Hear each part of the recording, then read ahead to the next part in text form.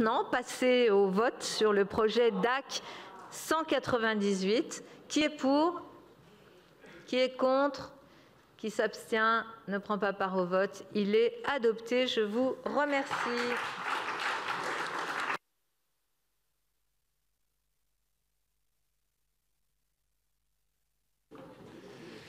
Mes chers collègues, nous examinons le projet DAC 354 sur lequel l'exécutif a déposé un amendement technique numéro 38. Comme c'est un amendement technique, je mets donc aux voix l'amendement numéro 38 déposé par l'exécutif. Qui est pour? Qui est contre? Qui s'abstient? Il est adopté. Je mets donc aux voix le projet DAC 354 ainsi amendé. Qui est pour? Qui est contre? Qui s'abstient? Il est adopté. Je vous propose, à l'heure prévue, à 2 minutes près, de commencer maintenant le débat organisé tel que la conférence d'organisation en a convenu sur l'alimentation et l'agriculture. Il s'agit évidemment de prendre en compte l'avis citoyen de la conférence citoyenne sur l'alimentation et l'agriculture. Donc de ce fait, assez logiquement, et dans le plus grand silence, je vais donner la parole à 2 représentants de cette conférence citoyenne, M. Dimitri Martel, puis Mme Olivia Ndari, qui vont intervenir en duplex, si j'ose dire, à partir de la salle Webex, mais je leur donnerai la parole par respect pour eux à partir du moment où le silence sera rétabli dans cet hémicycle et à partir du moment où les discussions particulières auront cessé.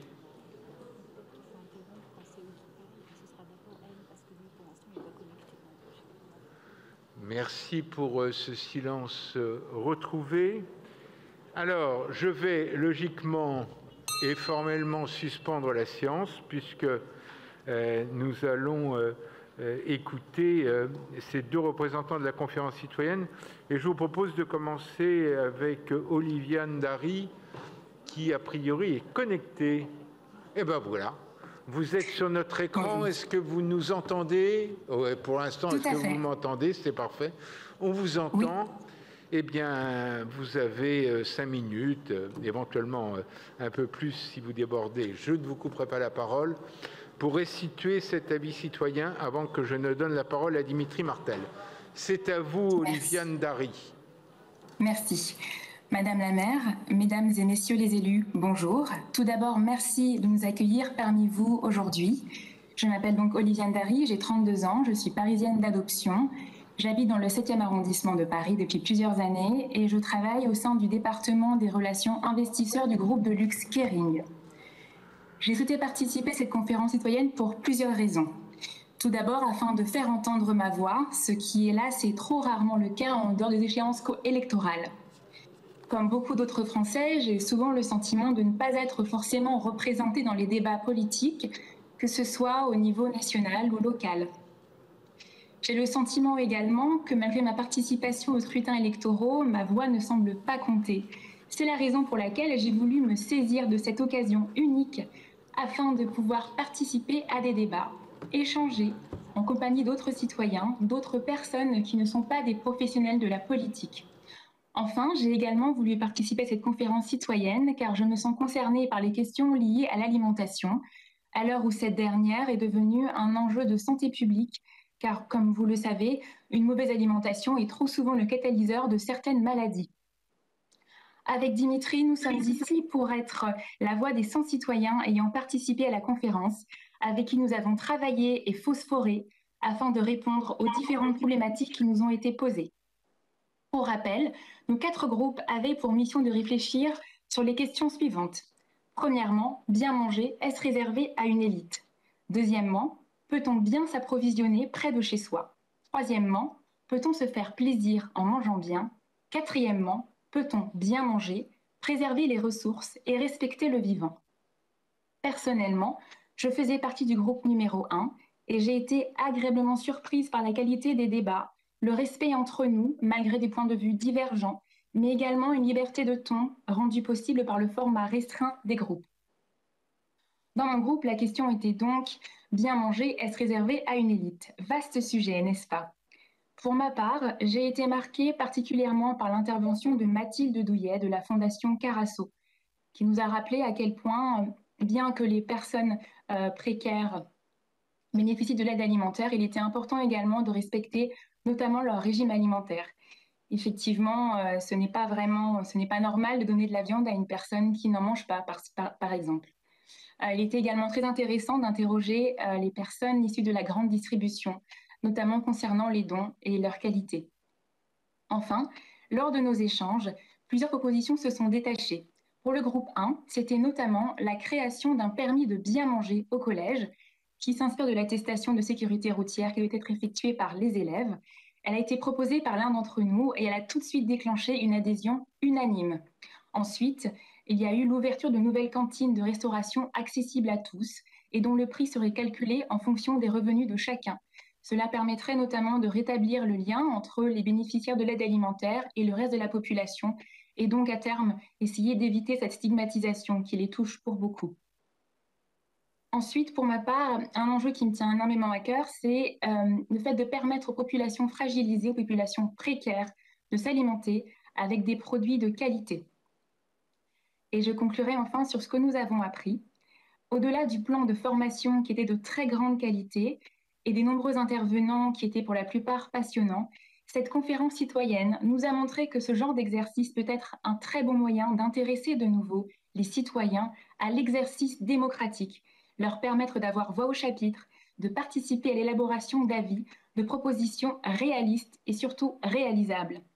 Et au-delà de la production de cet avis, nous avons perçu un autre enjeu qui est bien plus important encore, et plus que jamais, nous l'avons vu avec le taux d'abstention des dernières élections, qui est celui de redonner aux citoyens une place dans le jeu démocratique. Nous sommes attachés à la poursuite des engagements pris et nous espérons être tenus au courant de la suite des travaux, savoir quelles propositions ont été retenues, lesquelles seront réalisables dans un futur proche. Enfin, nous nous sommes tous beaucoup investis durant ces 3 week-ends afin de produire toutes ces propositions qui parfois portaient sur des sujets plutôt complexes. Alors, Madame Pulvar et Madame Toragnan, on compte sur vous pour nous tenir informés. Je laisse désormais la parole à Dimitri. Merci beaucoup, Olivia Ndari. On peut vous applaudir d'ailleurs parce que...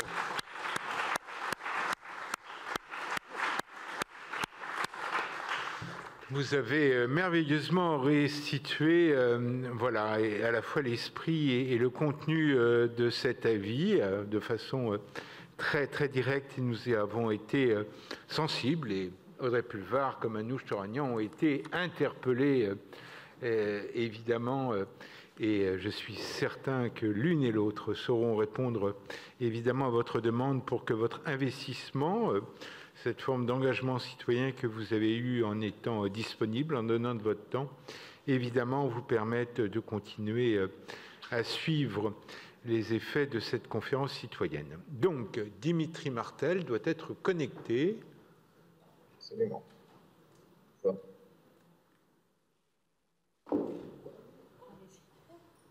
m'entendez? Bonjour. Eh bien voilà, vous êtes connecté, on vous voit, on vous entend. La parole est à vous. Mesdames et messieurs les élus, bonjour. Je tiens tout d'abord à vous remercier de nous accorder cette si précieuse à conforter l'investissement qu'a nécessité cette conférence citoyenne sur l'alimentation durable en Île-de-France. Vous êtes vous-même tous très familiers de ces processus complexes de communication de groupe qui consistent à créer des propositions à partir d'idées. Notre groupement citoyen n'a pas échappé à la règle de ces allers-retours pour s'accorder et affiner son avis avec courtoisie et bienveillance, toujours avec la volonté réelle de travailler au bien commun et toujours avec le sentiment d'un tout indivisible dont je ne suis qu'un aujourd'hui. En cela, je me présenterai brièvement.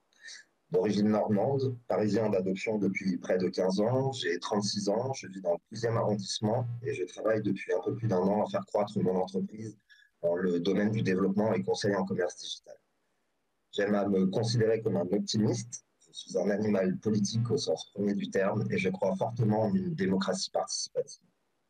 Et justement, la démocratie participative est la raison de notre rencontre aujourd'hui, l'essence de notre motivation et le fruit de notre travail. parce qu'il nous paraît essentiel que les citoyens qui ont tant déserté les suffrages soient écoutés et deviennent force de proposition. Croyons fermement que tous les acteurs de notre société, qu'ils soient producteurs, scientifiques, logisticiens, économistes, citoyens, tout comme vous, nos élites dirigeantes, doivent être entendus et en capacité d'échanger pour être plus à même d'arriver à des propositions qui tiennent compte de toutes nos réalités. Quand je dis réalité, j'entends la réalité sociale, bien sûr, mais également les enjeux économiques, contraintes techniques et les attentes politiques, qui doivent être en mesure de se comprendre et se rejoindre. C'est d'ailleurs l'une de nos propositions phares, à savoir la création d'une assemblée transversale composée de ces divers représentants du bassin parisien et qui serait régie par un contrat social et éthique. Nous étions plus de 100 franciliens, de tout horizon, de croyances et de formations différentes. Et nous avons pu bénéficier d'une formation de qualité avec des intervenants ayant un savoir et une spécialisation hétéroclite, ce qui nous a permis de nous éveiller et pour d'autres d'affiner notre connaissance des enjeux de l'alimentation durable.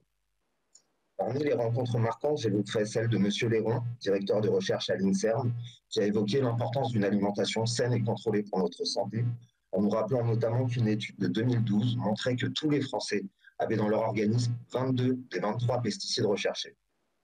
Ou encore celle de M. Bruegel de l'INRAE, qui nous a présenté les évolutions historiques positives et a aussi remis au centre des réflexions l'importance d'un fonctionnement organique du bassin parisien en termes d'approvisionnement, de logistique et de traitement des déchets. Après seulement 3 week-ends, nous avons été en mesure de présenter 32 propositions qui vous ont été présentées, certaines plus discutées que d'autres, bien entendu, mais dont nous sommes fiers. Par exemple, l'expression de l'équité sociale a fait débat. Devons-nous mettre en place un système de chèque alimentaire réservé à l'alimentation durable? Peut-on inciter davantage à cuisiner chez soi en envisageant le financement ou le prêt de petits électroménagers? Nous avons finalement retenu le quadrillage géographique en demandant à la région de mettre à disposition des locaux qui garantiront l'accessibilité pour tous, faciliteront la distribution par les producteurs, notamment grâce à une mutualisation des transports, et favoriseront la mise en place d'actions de sensibilisation. Au-delà de ce résultat, cette conférence nous a bien sûr permis d'apprendre, mais aussi de nous rassembler et accentuer notre sentiment d'être membre à part entière de cette société. Elle a aussi mis l'accent sur de nombreuses frustrations et nous craignons le feu de paille. À l'instar des citoyens qui ont participé à la conférence sur le climat, nous avons découvert la force de l'intelligence collective. Nous espérons échapper à la déception qu'ils ont pu ressentir compte tenu du sort qui a été réservé au final à leurs recommandations. Pour conclure, nous aimerions, au nom de notre groupe citoyen, vous assurer de notre engagement à ne pas renoncer à la démocratie participative. En ce sens, nous aimerions réaffirmer notre souhait de contribuer dans la continuité en restant acteurs de la suite des débats. Comme évoqué avec Mme Poulevard et Mme Torogragnan, nous aimerions être informés des décisions prises par la suite, mais aussi être associés à des rencontres avec différents acteurs, GMS, logisticiens, élus, agriculteurs, etc., de manière à vérifier la faisabilité de nos propositions, développer nos préconisations et les enrichir avec la réalité de tous ces acteurs. C'est précisément en ces circonstances que nous sommes persuadés que nous pouvons nous comprendre et nous rejoindre. Je vous remercie et je vous laisse la parole.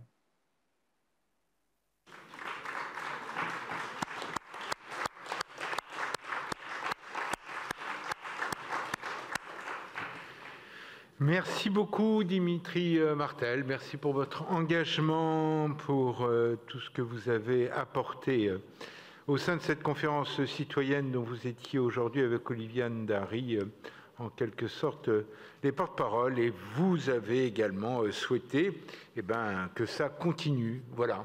Et l'idée, évidemment, c'est que ça ne s'arrête pas avec le débat que nous avons aujourd'hui en séance du Conseil de Paris.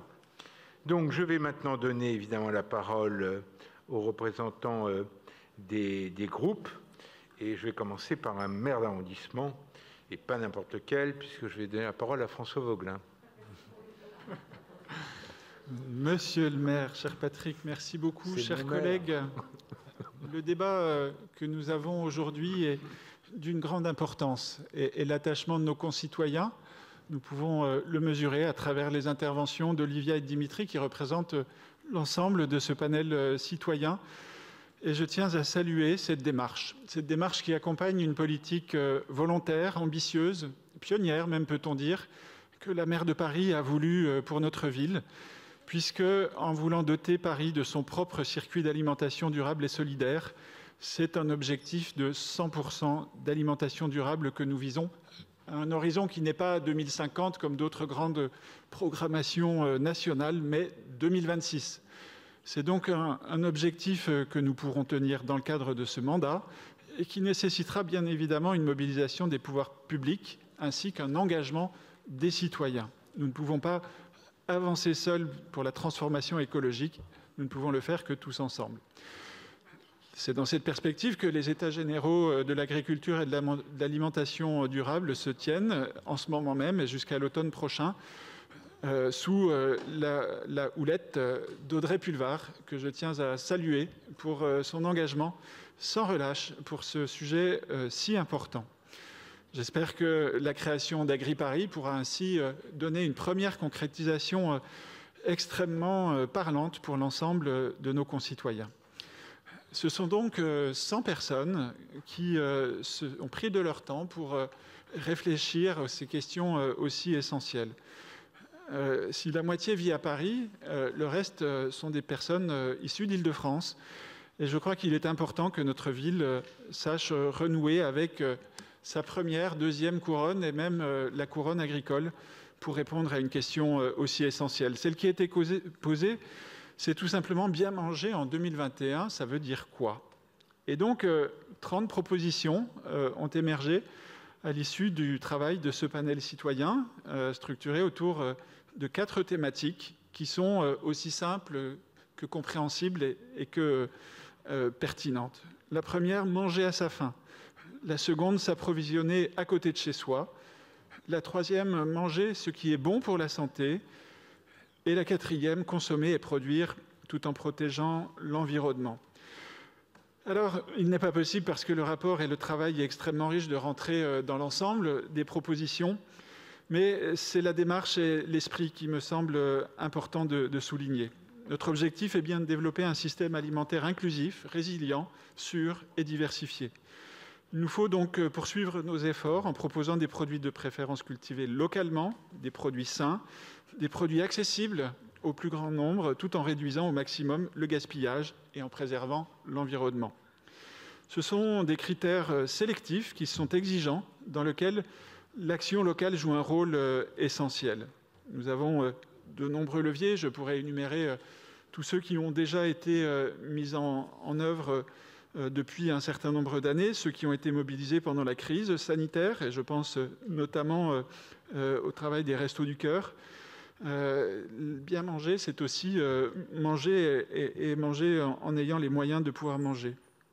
Et je veux évoquer là les files d'attente trop longues des étudiants qui, plongés dans la précarité pendant la pandémie, ont frappé à juste raison les esprits. La ville, les Restos du Cœur, l'ensemble du mouvement associatif ont pu, grâce à leur action conjointe, réagir et répondre à toutes ces demandes qui se sont présentées à nous. En fait, l'enjeu de ce débat, c'est une prise de conscience. Une prise de conscience de l'urgence d'agir, de l'urgence de mobiliser chacune et chacun d'entre nous, collectivités, bénévoles, élus, producteurs, consommateurs, dans un souci de résultats avec les objectifs que j'ai évoqués, mais de transformation de nos habitudes et de nos façons de faire. À notre modeste échelle, dans le 11e, nous avons mis en place un circuit court avec des agriculteurs qui œuvrent à la protection de la ressource en eau. C'est ainsi que pois chiches, lentilles, huile, pâtes, etc. sont fournis aux écoliers du 11e arrondissement en participant à la protection de la ressource. Et nous ne nous arrêtons pas là, puisque, chère Audrey, nous avons eu l'occasion ici même d'avoir un débat pour la mise en place d'un quartier pilote d'alimentation durable. Voilà un autre exemple que nous ferons avec notre collègue du 10e arrondissement autour du quartier de Belleville pour faire en sorte de mobiliser les acteurs.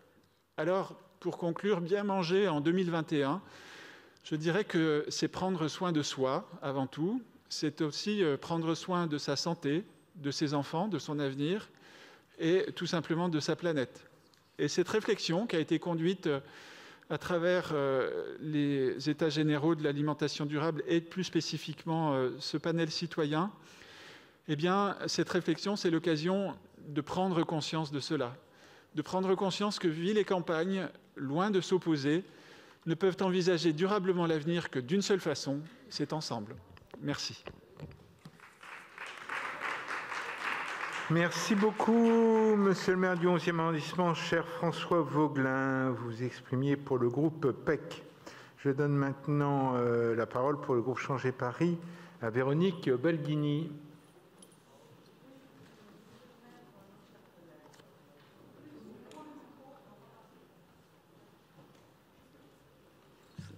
Oui. Monsieur le maire, mes chers collègues, plus que l'agriculture urbaine, le vrai sujet de votre conférence citoyenne est l'alimentation, comme l'en atteste le contenu de votre communication. Ceci est d'ailleurs une bonne chose, car, il faut le dire, l'agriculture n'est pas a priori le sujet central d'une ville comme Paris. Ce n'est pas la première préoccupation du Parisien, pas plus en matière économique d'ailleurs. Il est intéressant, cependant, de voir un groupe de citoyens se pencher sur les questions d'alimentation. Ce sujet touche à de nombreux domaines. C'est vital pour les questions de santé, c'est vital pour les questions environnementales, c'est vital pour les questions économiques. Malheureusement, beaucoup de banalités ressortent de cette communication et les réflexions sont clairement orientées à la fois par les intervenants des ateliers et par les considérations politiques, Europe, PAC, publicité, etc. Le principal enseignement, cependant, à tirer de votre démarche est le manque d'information et de connaissances du grand public sur ces enjeux et sur les démarches qui existent déjà en la matière. Le panel le souligne très bien. L'opinion en la matière est polluée par de nombreuses interventions exogènes, favorisant de fait des modes d'alimentation moins bons pour la santé. La responsabilité ne peut pourtant pas être portée uniquement par les habitudes du secteur, mais aussi et surtout par la méconnaissance du grand public. La saisonnalité des produits, les apports de chaque produit, en particulier les fruits et légumes, ou comment remplir son assiette de façon équilibrée, ce sont tant de sujets sur lesquels la connaissance du grand public est défaillante. Cet avis citoyen minore une influence essentielle, l'apprentissage des bons gestes dans le contexte familial. C'est en effet le premier endroit où se fait la découverte de l'alimentation, des produits et des bons réflexes. Tout ce qu'il peut se passer autour, avec des mauvaises influences, ne doit pas nous exonérer de notre responsabilité individuelle. Nous sommes bien ce que nous mangeons. Malheureusement, pour de nombreuses familles parisiennes, l'essentiel est de mettre quelque chose dans l'assiette de leur enfant. L'alimentation durable est surtout une question qui intéresse les plus aisés, qui peuvent financièrement aller chez les bons distributeurs. D'une manière plus générale, et bien au-delà de Paris, le rendu de cet avis citoyen ne doit pas signifier la fin de la réflexion. Il ne saurait en effet apporter seul toutes les réponses nécessaires à ces enjeux. Quelques idées ou pistes pour la continuer. Il faut valoriser le métier d'agriculteur et les filières de formation agricole, améliorer la communication autour de ces filières. Par ricochet, cela valorise aussi leurs produits et le savoir-faire français. Savoir comment privilégier les exploitants qui respectent l'environnement. Faire participer davantage les scientifiques au débat démocratique afin de s'appuyer sur des données scientifiques fiables avant toute prise de décision. Mettre en place un système de référencement rapide et simplifié pour les producteurs locaux sur les marchés et en grande et moyenne surface. Protéger la mention « Origine France » en la réservant aux seuls produits dont la matière première brute a été produite en France et dont l'ensemble des transformations substantielles ont été réalisées sur le territoire français. Enfin, pour conclure, je souhaiterais connaître le coût de ces ateliers pour la ville de Paris et les suites que seront données par la ville. Je vous remercie. Merci beaucoup, Madame Véronique Baldini. Je donne maintenant la parole pour le groupe GEP à sa présidente Fatoumata Koné. Merci. Monsieur le maire, chers collègues, au nom du groupe écologiste de Paris, je tiens à saluer le travail des citoyennes et citoyens qui a permis de faire émerger des propositions concrètes autour de la question du mieux manger. Merci en particulier aux représentants de cette convention qui viennent de prendre le temps de nous présenter les conclusions de ce long et minutieux travail de démocratie participative. Appuyés par des experts, des garants indépendants, vous avez pu produire des pistes d'action sur lesquelles, je l'espère, nous pourrons nous appuyer dans la poursuite de nos travaux d'élus. C'est une excellente initiative qui provoque toutefois certaines frustrations. Pourquoi ? Bon nombre de ces propositions, dont nous partageons les ambitions, n'entrent malheureusement pas dans le champ des compétences de notre collectivité. Comme les restrictions sur la publicité, dont vous soulignez à juste titre l'influence négative, l'encadrement des grandes surfaces ou encore les actions pour agir sur la politique agricole commune, dont nous aurions en effet beaucoup à dire. Si nous entrons dans le détail des propositions, certaines ont néanmoins particulièrement retenu notre intérêt. D'abord, bien manger, cela s'apprend et cela passe par l'éducation. L'école est un terreau idéal pour accompagner les enfants dans la compréhension de la nécessité de manger en quantité suffisante, de manière saine et en connaissance des incidences de l'alimentation sur l'environnement. Multiplier les interventions et les événements auprès des plus jeunes, comme vous le proposez, notamment par des actions pédagogiques avec les exploitants ou producteurs, nous semble être une mesure à actionner prioritairement. Je me permets de rappeler à cet égard le vœu que mon groupe avait déposé il y a 2 mois, demandant à la ville de mettre en place des petits déjeuners gratuits dans les écoles maternelles et primaires des quartiers politiques de la ville, afin de garantir à tous d'avoir droit à une alimentation saine et équilibrée dans le cadre d'un projet d'apprentissage ludique. Ensuite, nous partageons pleinement l'idée que la ville doit accompagner le développement des épiceries vrac, ainsi que multiplier les jardins et potagers partagés. Il est également crucial de nous doter de critères ambitieux dans le cadre de la commande publique passée auprès des prestataires de la restauration collective.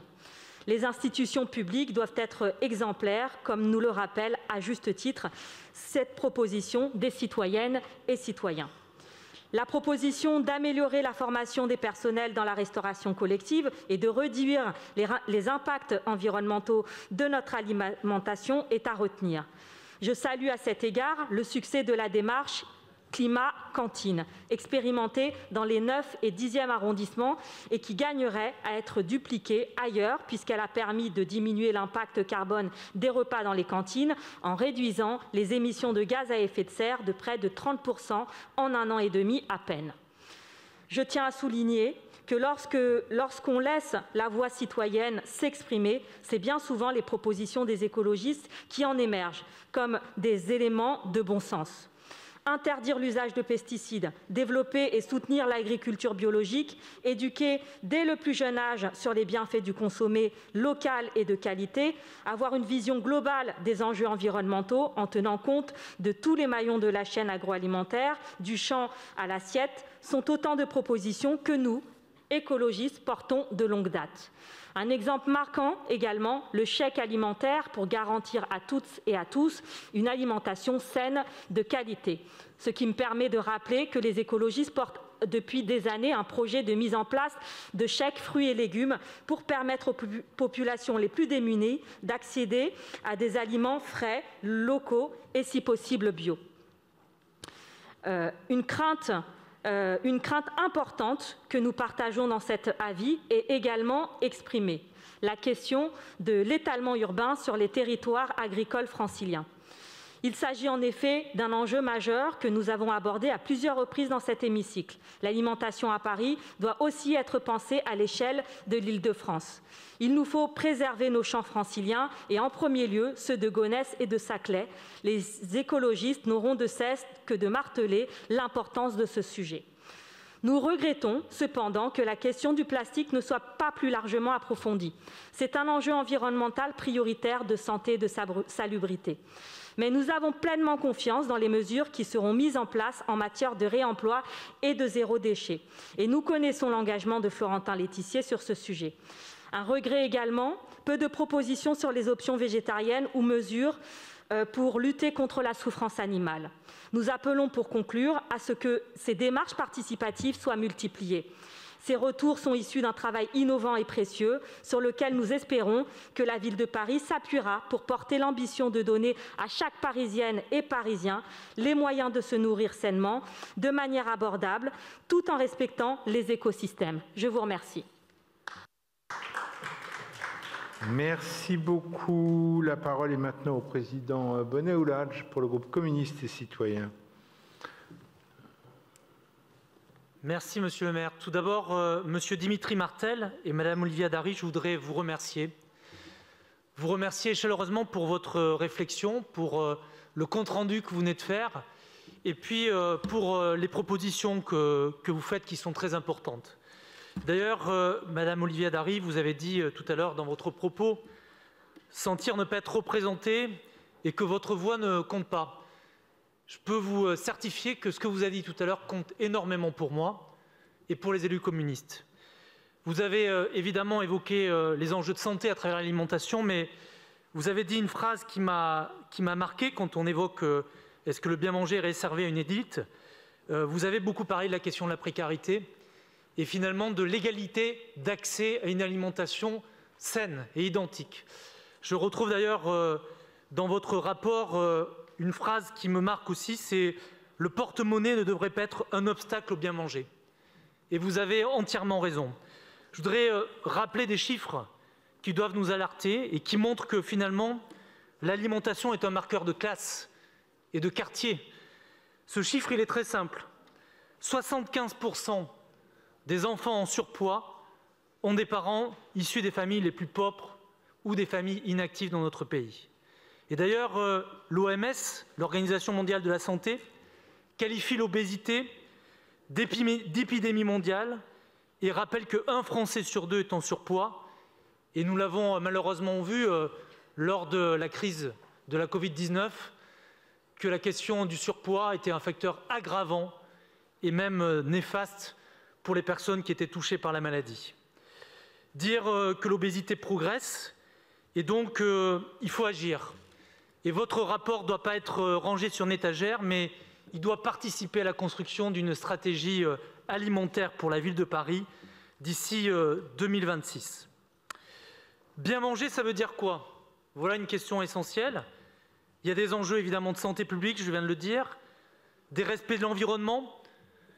Monsieur Martel a rappelé la question des pesticides et je sais que la ville de Paris est très attachée à utiliser aucun pesticide et nous sommes exemplaires en la matière. Il faudrait d'ailleurs se battre encore sur la question des néonicoticides, enfin c'est un terme très barbare, mais en tout cas tout le monde a bien compris que ce thème barbare était à l'origine de la disparition des abeilles et était fortement cancérigène. Et que malheureusement, le débat est sans arrêt repoussé à l'Assemblée nationale et pour le moment, le gouvernement n'avance pas sur cette question. Je voudrais évidemment évoquer l'idée de se faire plaisir, du patrimoine culturel, culinaire qui est abordé dans votre propos. Ce qui m'a aussi marqué à travers vos 30 propositions, c'est que vous n'avez jamais été dans des termes culpabilisateurs. Vous avez toujours dit la question, c'est une conscience collective et la capacité d'en faire une vraie politique publique pour toutes et toutes, portée bien sûr par nous. Je voudrais vous dire que les élus communistes ont, dès le mandat précédent, porté cette question. Et ça a été d'ailleurs l'occasion pour moi de présenter une délibération du groupe communiste avec la création des premières halles alimentaires, des lieux de vente en circuit court du producteur au consommateur. Et vous avez auditionné d'ailleurs l'une des représentantes de Quel Bon Goût, qui a été la première halle alimentaire qui a été ouverte dans le 10e arrondissement sous l'impulsion des élus communistes. D'ailleurs, ça me rappelle un souvenir, et peut-être que certains le voient récemment à la télé. C'est une initiative des communistes de vente directe place de la Bastille tous les ans avec des producteurs du MODEF, mouvement des entreprises familiales de l'agriculture, pour démontrer que quand on vend en circuit court, on peut vendre des produits de bonne qualité, issus de l'agriculture raisonnable, sans passer par la grande distribution et sans que la grande distribution se fasse des marges et finalement au détriment des agriculteurs. Eh bien, je pense que la stratégie que l'on doit porter sur cette réflexion sur les circuits courts s'inscrit pleinement dans ce que Haut-de-Paris a mis en place, qui est l'idée d'installer sur les terres de Haut-de-Paris des agriculteurs, des terres qui sont préservées justement des pesticides, qui sont préservées de toute pollution et sur lesquelles on peut faire l'agriculture biologique. C'est essentiel pour notre politique avec la création de Agri-Paris, qui est l'idée d'une coopérative d'installation des agriculteurs et d'aller vers cette idée de la fourche à la fourchette et en étant en lien directement avec les écoles de Paris. Autre idée, je conclurai là-dessus, J'avais reçu à la Fête de l'Humanité Audrey Pulvar et nous avions longuement échangé sur l'idée de créer des conserveries et des légumeries rattachées aux écoles et à nos cantines scolaires pour préparer l'alimentation, et peut-être que ça pourrait faire œuvre de pédagogie aussi auprès des enfants et qu'on pourrait très bien avoir un travail avec des agriculteurs qu'on implante, ces légumeries et conserveries et les enfants, et renouer avec une vraie culture culinaire et alimentaire. Voilà, en tout cas, votre rapport sera bien placé dans ma bibliothèque et nous y ferons régulièrement référent quand nous questionnerons l'adjointe à l'alimentation. Je vous remercie.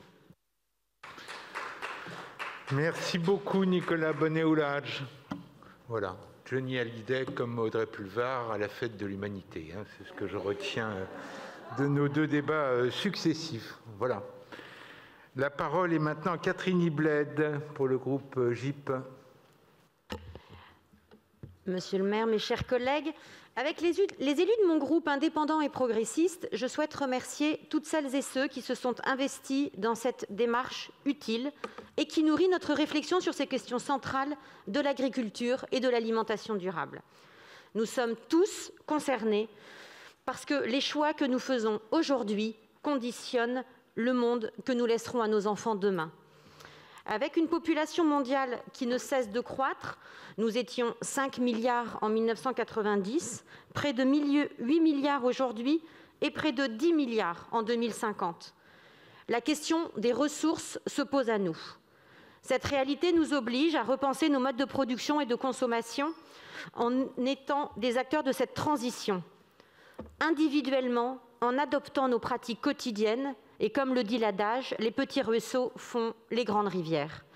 Et collectivement aussi, par la mise en place de politiques publiques ambitieuses. De nombreux sujets sont abordés dans cet avis citoyen et qui ont été traités dans le cadre de la loi Egalim, adoptée et promulguée en octobre 2018. Cette loi, issue des États généraux de l'alimentation, lancée dès juillet 2017 par Emmanuel Macron, poursuivait en effet 3 objectifs.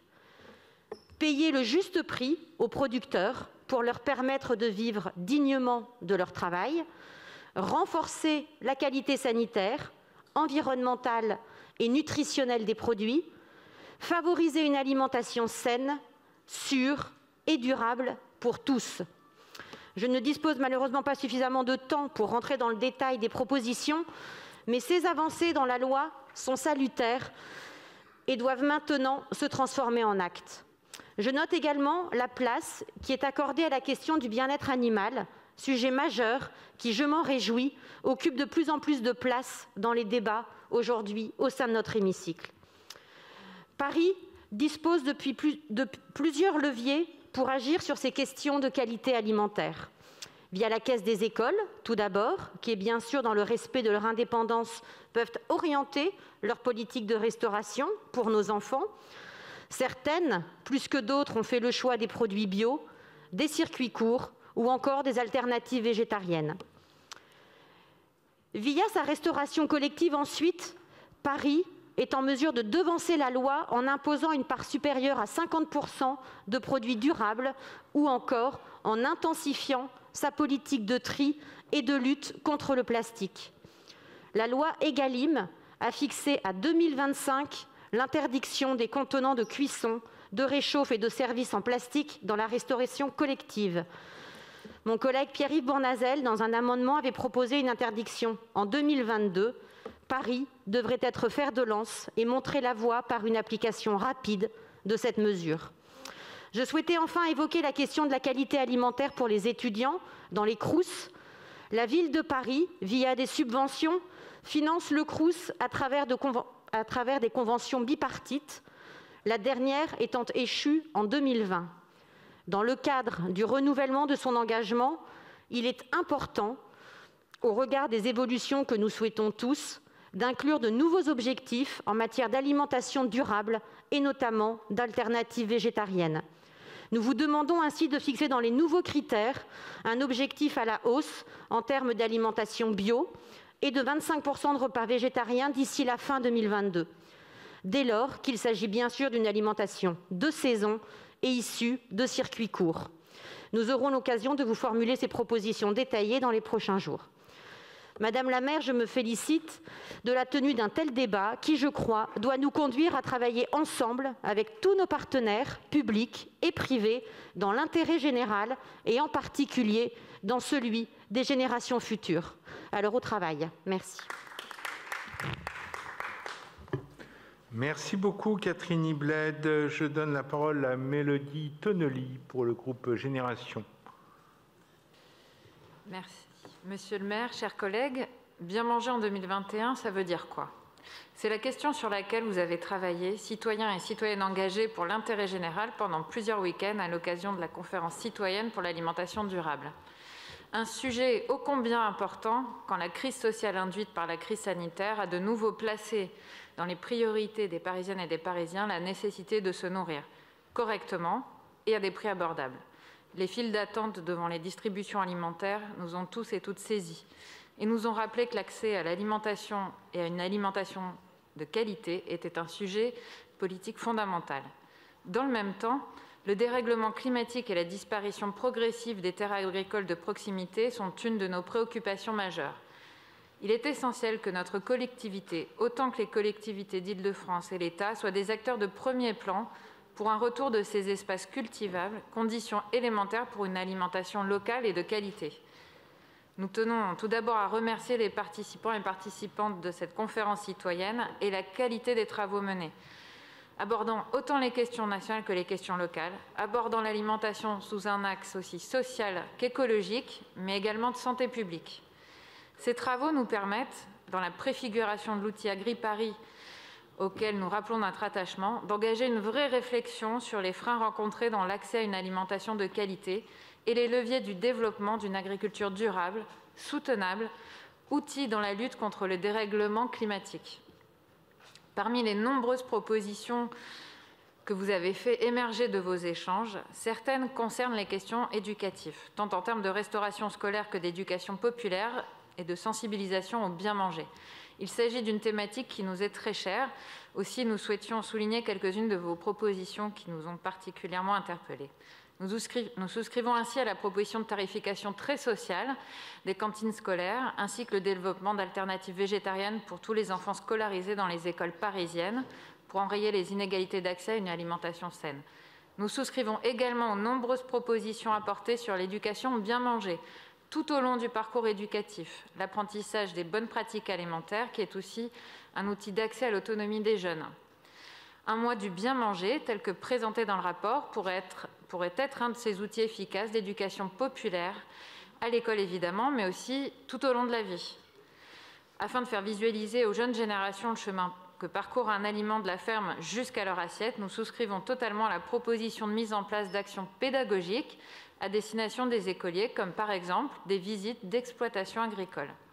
Enfin, vous l'avez mentionné à plusieurs reprises dans votre rapport, il sera essentiel de lutter contre le marketing et la publicité faisant la promotion de produits de mauvaise qualité, de junk food nocifs pour la santé comme pour l'environnement, et notamment aux abords des écoles. Les lobbies et les publicitaires ciblent souvent les plus jeunes. Il est essentiel d'enrayer cela en promouvant dès le plus jeune âge des habitudes alimentaires saines et de limiter l'exposition à ce genre de publicité, tout comme la capacité de déconstruire les messages qu'elle porte. Pour conclure, rappelons que l'empreinte environnementale de la production alimentaire reste forte à Paris, représentant entre 20 à 30% des émissions de gaz à effet de serre. C'est pourquoi il est plus que jamais urgent de rapprocher le champ et l'assiette afin d'arriver à notre objectif de 100% d'alimentation bio et durable dans la restauration collective parisienne. Je sais que cet objectif est porté avec détermination, notamment par notre collègue Audrey Pulvar. L'établissement AgriParis sera un interlocuteur pertinent pour les producteurs et acteur de la logistique et de la valorisation des déchets. Nous attendons donc avec impatience la tenue des États généraux de l'alimentation qui fera suite à cette conférence citoyenne, dont je remercie encore une fois les participants, et qui permettra de dresser les traits de ce futur outil entre les mains de la ville de Paris. Merci. Merci beaucoup, Mélodie Tonnely. Je donne la parole maintenant à Maud Lelièvre pour le groupe MDE. Pardon ? Ah d'accord, ok, merci. Eh bien, la dernière intervenante sera Danielle Simonet. Oui, bonjour. Alors d'abord, bravo pour tout le travail accompli. Comme je suis la seule élue France Insoumise de cette Assemblée, je n'ai qu'1 minute, puisque je suis non inscrite. Donc je ne pourrai pas réagir à l'ensemble de vos propositions. Et du coup, je vais concentrer mon intervention sur la méthode. Parce que j'aimerais, chers collègues, qu'on réfléchisse sur la méthode. Parce que là, on a un rapport qui nous est fait de la conférence citoyenne sur l'alimentation et l'agriculture. Tout le monde salue la richesse de ce travail, tout le monde s'en félicite, il y a beaucoup de flatteries. Et puis après, et la grande inquiétude, à juste titre, qui a été exprimée par les citoyens qui se sont impliqués, c'est qu'est-ce qu'on va faire de nos propositions? Moi, je trouve qu'à l'avenir, on devrait avoir cette exigence qui est que quand il y a un avis qui est rendu par une conférence citoyenne, l'exécutif devrait produire un texte où il présente ses engagements. Voilà les propositions de la conférence citoyenne qu'on s'engage à appliquer, ou bien voilà pourquoi on ne veut pas prendre l'engagement de les appliquer. Mais au moins, on serait vraiment dans le concret, des engagements précis de la municipalité, parce que là, j'ai peur qu'on en soit, entre guillemets, au blabla, sans qu'on ait l'assurance des suites qui sont données. Alors, évidemment que sur ce sujet-là, il y a déjà des choses qui sont engagées, mais vous prenez la question d'Agriparis. Moi, je me souviens en 2014 d'avoir déjà défendu la création d'une coopérative agricole et qu'on m'ait ri au nez. Alors, je suis ravie que les choses aient bien changé depuis et qu'enfin on s'y engage, mais il faudrait pouvoir savoir concrètement on en est où, c'est quoi l'objectif, la planification, combien d'agriculteurs vont être soutenus dans une nouvelle installation, quel impact ça va avoir sur la région Île-de-France en termes aussi de changement et de soutien à une diversification maraîchage bio. Bon, pareil sur la question des cantines, sur les cantines, très bien. C'est quoi l'objectif d'options végétaliennes quotidiennes? Est-ce qu'on avance enfin vers cette idée-là? Est-ce qu'on commence enfin une réflexion pour revenir à la fabrication dans les cantines, dans les écoles, et qu'on sort des liaisons froides, des liaisons chaudes, parce que je pense que c'est une catastrophe d'un point de vue de la qualité, et ainsi de suite. Dernière chose, et j'arrêterai, je ne peux pas intervenir sur tous les sujets, mais sur le fait d'encourager à faire à manger. Je pense qu'il faudrait aussi un plan qui mobilise, parce que les centres sociaux et la Fédération des centres sociaux est volontaire là-dessus. Et beaucoup d'autres associations sont volontaires, mais il faut accompagner toutes ces associations pour faire ce travail-là.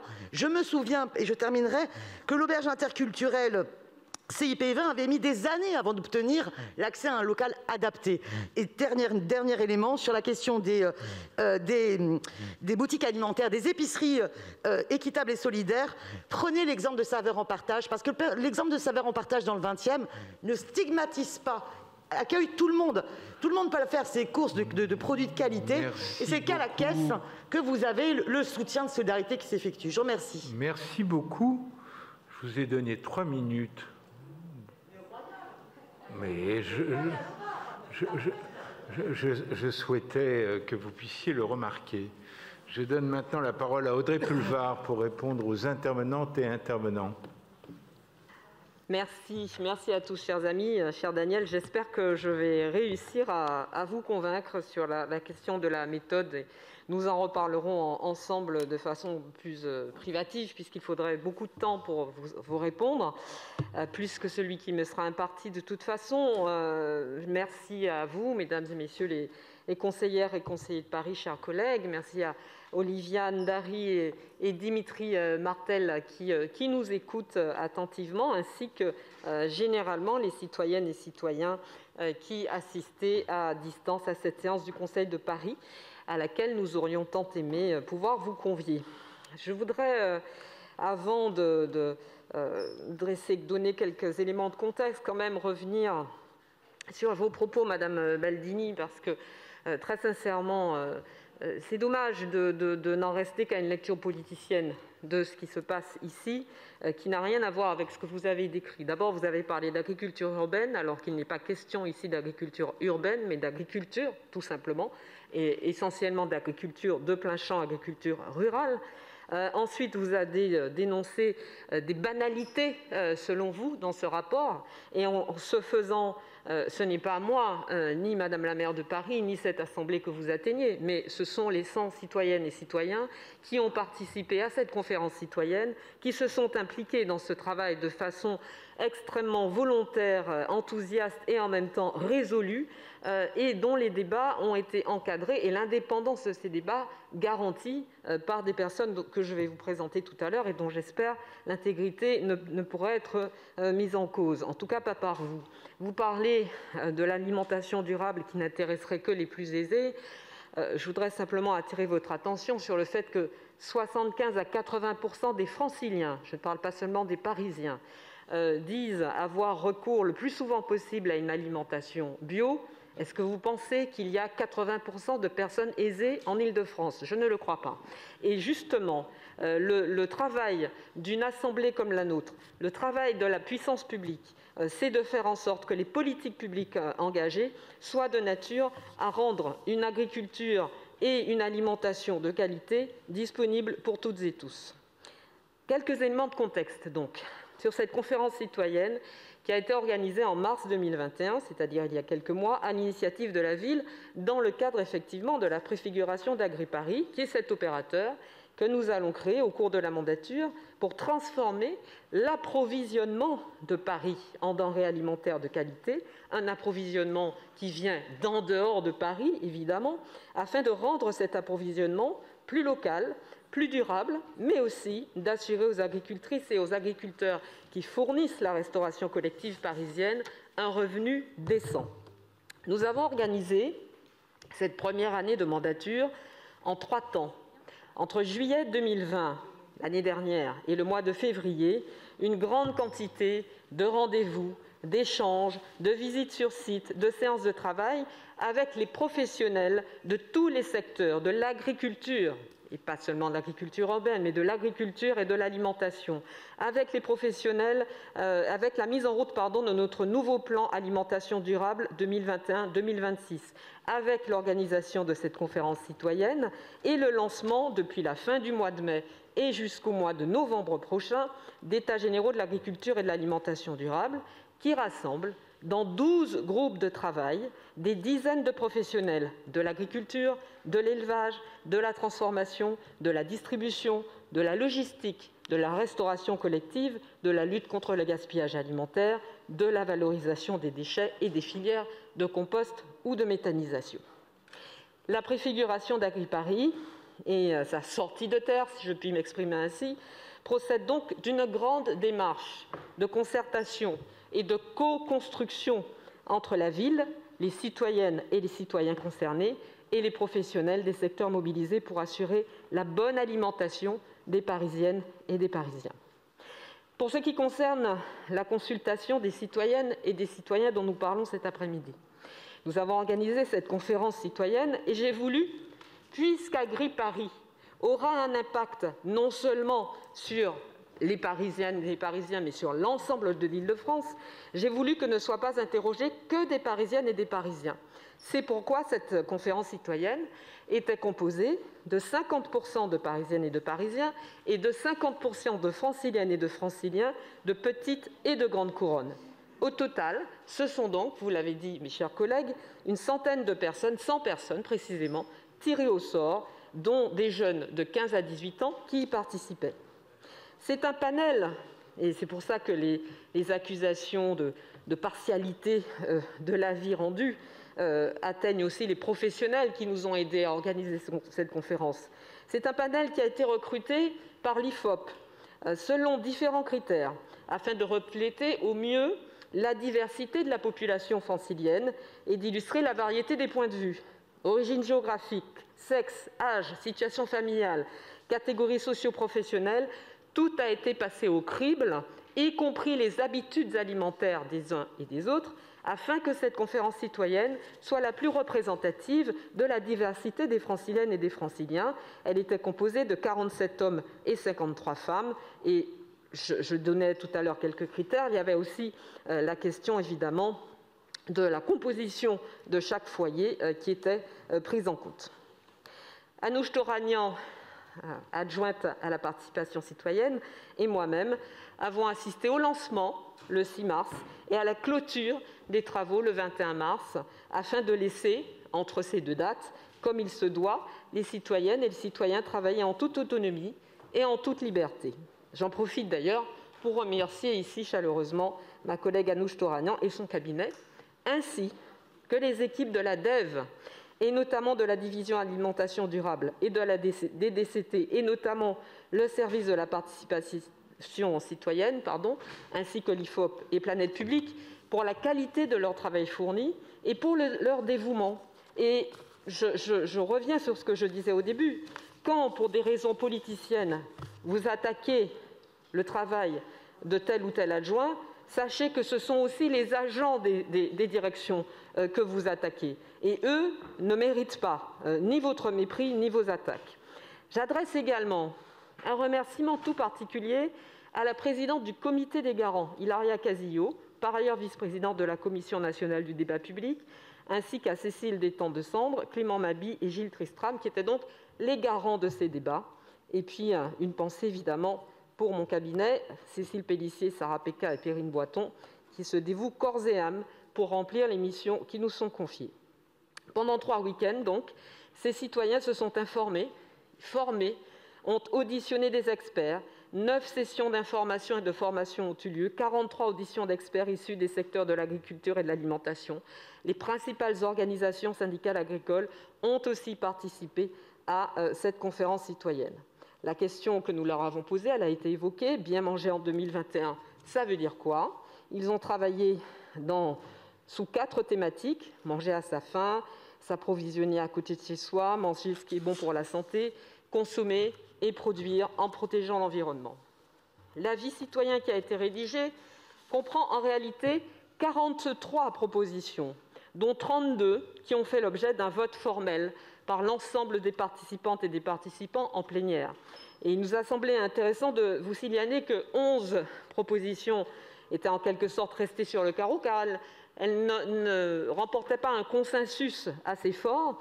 Et en fait, en débattant de ces propositions qui n'ont pas fait consensus, les citoyennes et les citoyens ont donc fait l'expérience, une expérience dont nous sommes familiers dans cette Assemblée, puisqu'ils ont éprouvé ainsi les difficultés du débat démocratique et de la défense de son point de vue et de la recherche d'un consensus qui n'arrive pas toujours.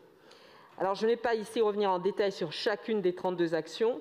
Je souligne simplement que les thèmes récurrents abordés par les citoyennes et les citoyens sont au cœur de la politique publique en matière d'alimentation et d'agriculture durable que nous portons depuis plusieurs années et qui constitue désormais la feuille de route que la maire de Paris m'a confiée.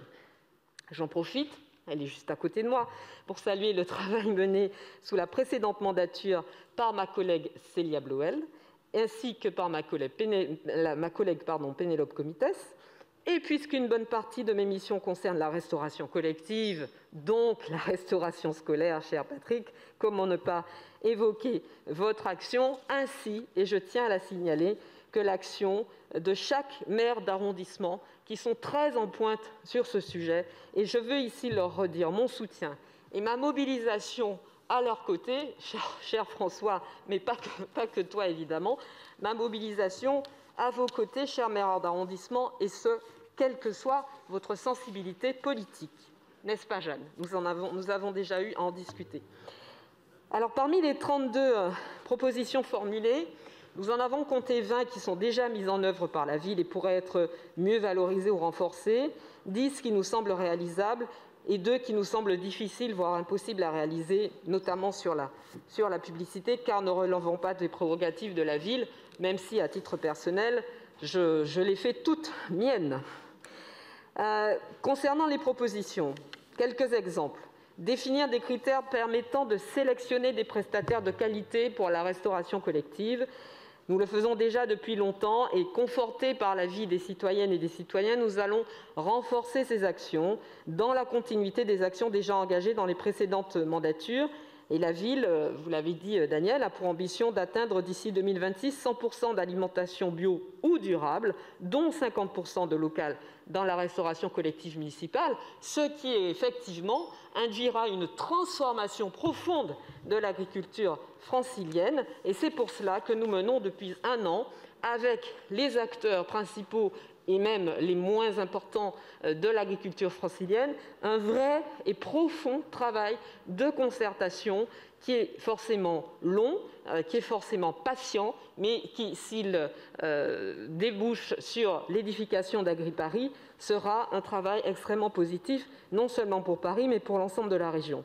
Parmi les propositions également, les épiceries vrac à développer, l'ouverture de cantines de restauration ouvertes à tous, dont le prix dépend du revenu des bénéficiaires, les structures qui mettent en place différents niveaux d'adhésion en fonction du niveau de revenu des consommateurs, le soutien des producteurs en circuit court, je préfère dire de proximité en l'occurrence, pour développer une forme d'agriculture plus durable. Sur tous ces sujets-là, nous avons déjà beaucoup avancé.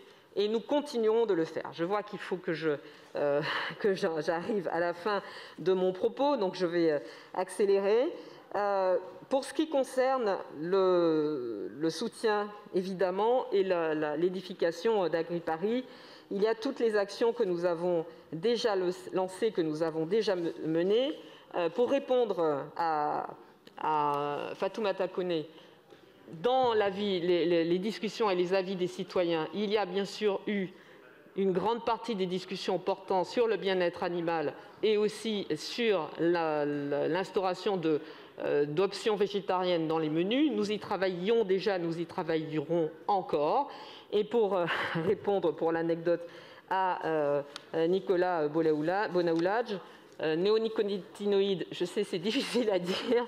Donc, je vous suggère, chers collègues, de faire comme beaucoup d'écolos eux-mêmes qui préfèrent parler de néoniques. Tout le monde sait de quoi il s'agit et au moins, c'est moins difficile à dire.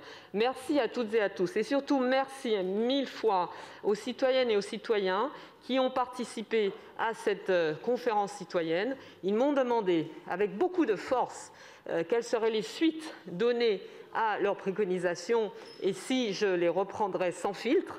Alors, je n'ai pas évidemment la possibilité de leur promettre qu'elles sont reprises sans filtre, et je les ai assurées de mon soutien, de mon implication et du fait que je serai une vigie extrêmement exigeante sur le suivi donné à cette consultation et sur sa traduction en actes. Merci à toutes et tous.